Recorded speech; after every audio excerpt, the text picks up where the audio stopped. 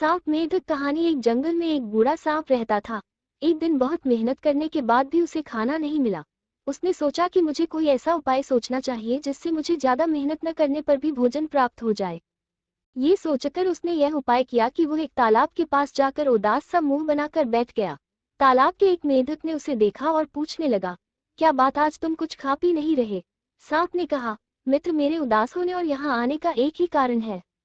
मेढक ने कारण पूछा। तब सांप ने एक कहानी बनाई और कहा, मित्र, मैं जब एक मेढक को अपना भोजन बनाने के लिए उसका पीछा कर रहा था, तब वो मेढक जाकर कुछ ब्राह्मणों के बीच में चला गया और वो गायब हो गया।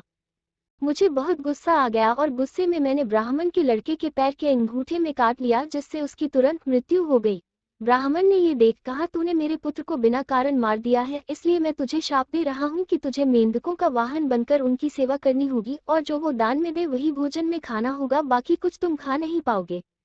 ये सुनकर मेढक अपने राजा जलपात के पास गया और पूरी बात सुनाई। राजा ने अपने मंत्रियों की सलाह से उस सांप को अपना वाहन बना लिया। सांप ने मेढकों को अपने सिर से लेकर पूंछ तक बिठाकर सैर करवाई और अलग अलग चालों से प्रसन्न किया। मेंढकों का राजा उससे बहुत प्रसन्न हुआ। एक दिन वहां एक दूसरा हट्टा कट्टा सांप आता है और उस सांप को कहता है, अरे मूर्ख, तू क्यों अपने भोजन को पीठ पर बैठा कर घूम रहा है?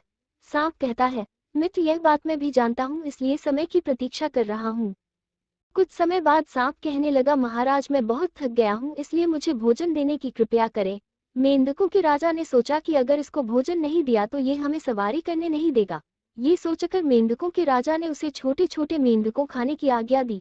वो हर रोज ऐसा ही करता, जब सांप थक जाता तो उसे मेंढकों का भोजन दिया जाता। इस तरह उसने मेंढकों का नाम निशान मिटा दिया।